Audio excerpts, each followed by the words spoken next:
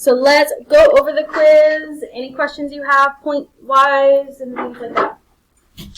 So if you need to fix things, I would say either on the back or on a separate sheet of paper, do that.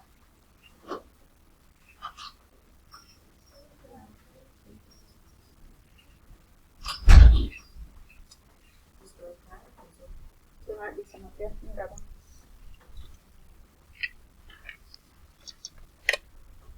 Use this one.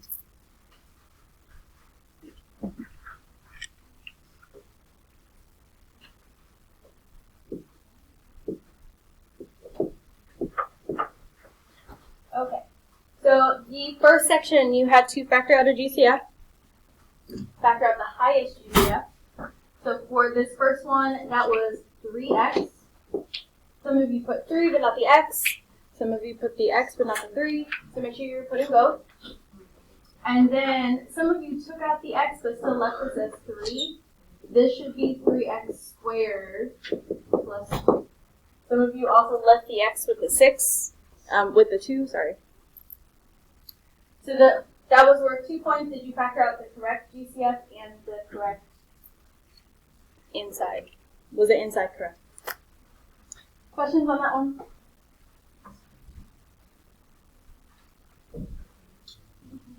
The second one, the GCF was 2. Most of you got this one right. Because there weren't any variables. Make sure you are dividing each number. Questions on that one?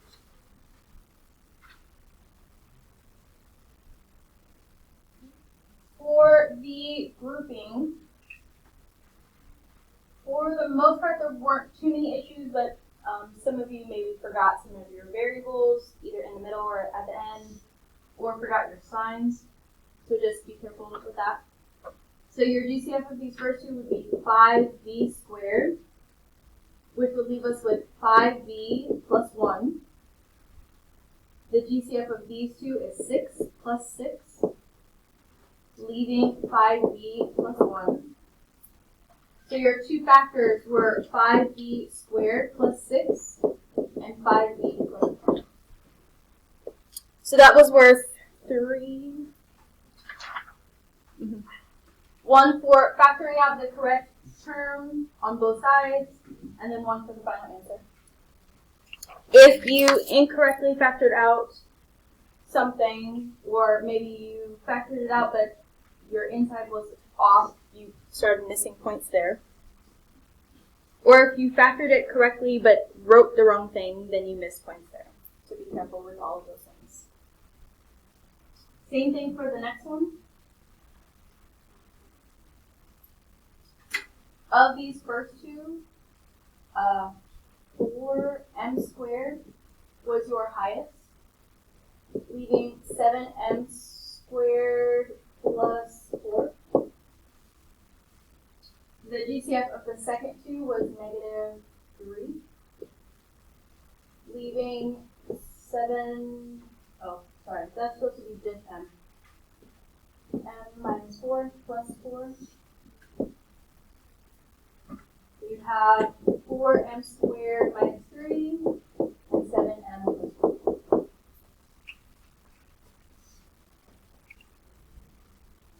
Questions on either of those two?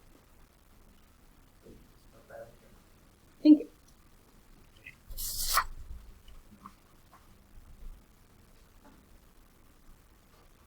Okay, objective 3. The first, these were both worth 2 points, 1 point apiece. Yes, okay. You have to remember that these were difference of squares. This one should have been in the same format as what's given. So 1 minus 5x and 1 plus 5x.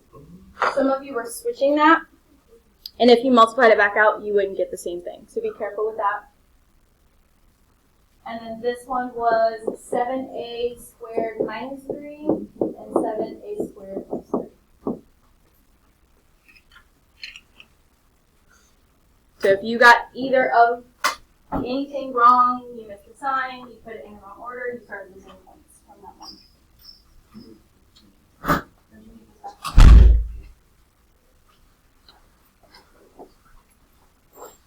Questions on either of those?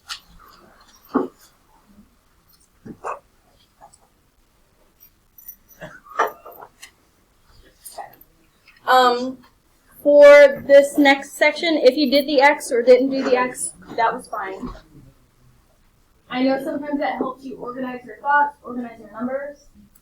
So you're looking for two numbers that multiply to be negative 15 and add to be 2. Those two numbers should have been positive 5 and negative 3. Some of you did the grouping process for this, which was fine, but you didn't need to. You could have went straight into your factors, m plus 5, m minus 3.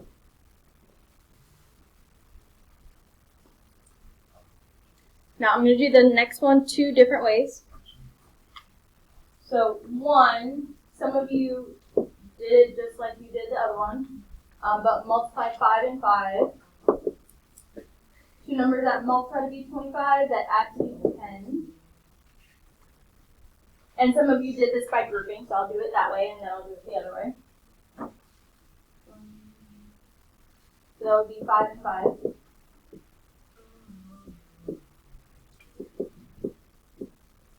So then, if you did it this way, you would have had to rewrite this into 5 terms. That should tell you that something is in common, they have something in common.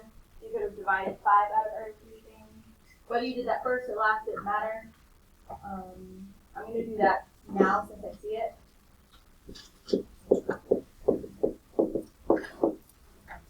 And then keep going.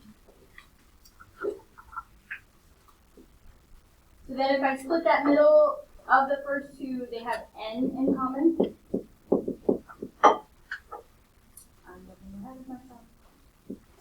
And then what would be left is n plus 1. And then of the last two, they have 1 in common. So your factors were 5 times n plus 1 times n plus 1, or 5 times n plus 1 squared. So not many people did it that way, but some of you did. Some of you saw that you could take the GCF out early. So I'll do that off to the side.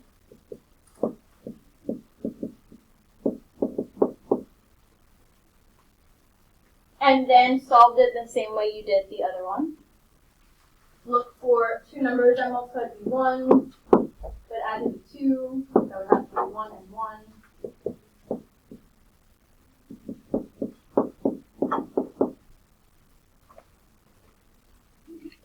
So both methods work, but one is faster than the other. So that one was worth 3 points for getting both factors correct and factoring out the GCF. The other one was just worth 2. Getting both factors correct with the right signs. Questions on either of those?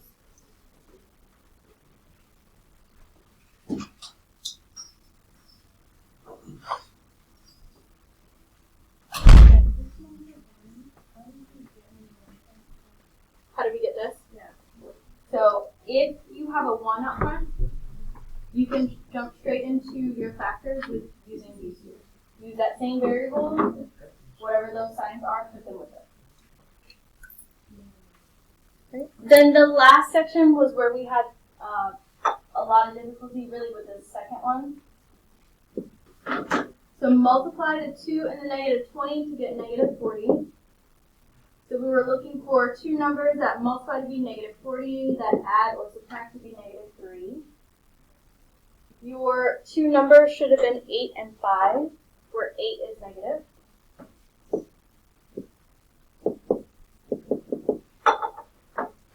Then you would have rewrote this into 4 terms.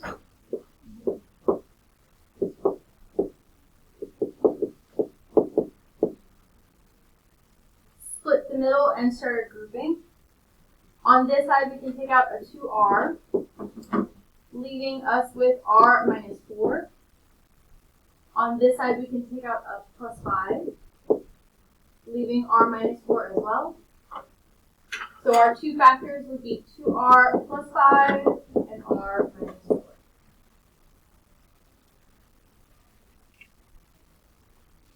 So the points for that one were, did you show me how you got these numbers, whether the X or however?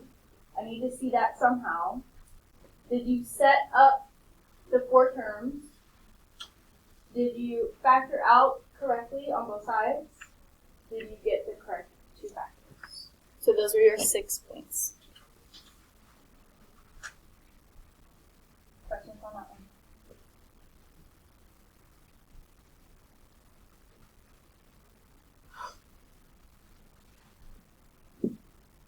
This one was similar. 6 times 8 gives us 48. So we're looking for 2 numbers that multiply to be positive 48 and add to be negative 49. Remember that the closer those are, one of your factors is going to be 1. And because this is positive, the only two ways we can get a positive answer if we multiply is if they're both positive or both negative. Negative 1 and negative 48 were your 2 numbers. Rewrite this into 4 terms.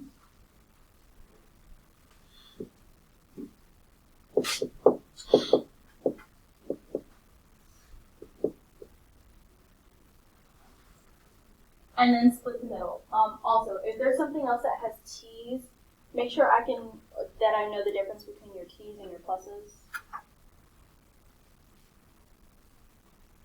So GCF of this side would be 6t, leaving t minus 8. GCF of this side would be negative 1, leaving t minus 8 again. So your final factors would be 6t minus 1 and t minus 8.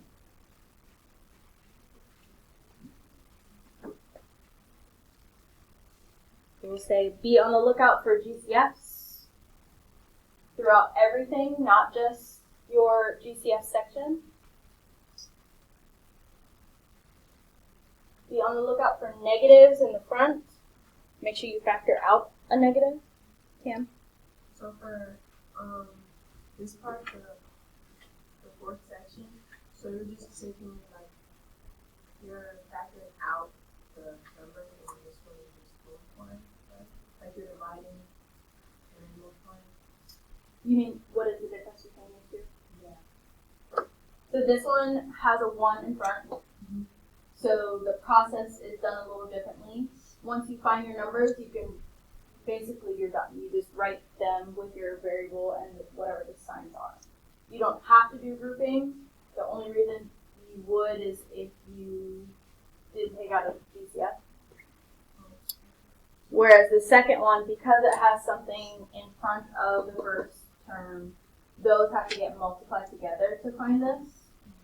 And then you have to do grouping.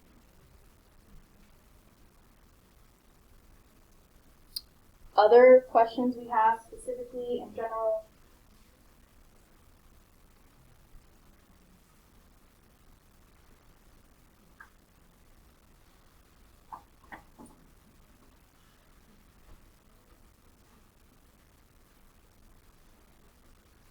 Last chance to ask questions.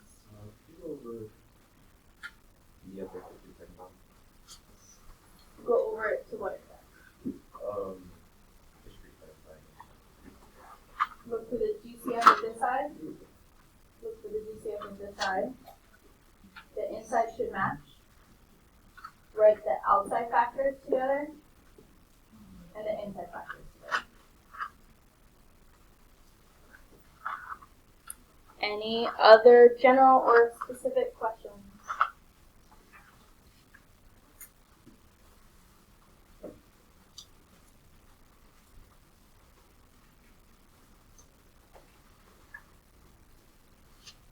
If none, go ahead and clear off your desk. Put all your phones, smartwatches in a calculator pocket, not in your bags, not in your pockets, underneath your legs, other places you like to hide them.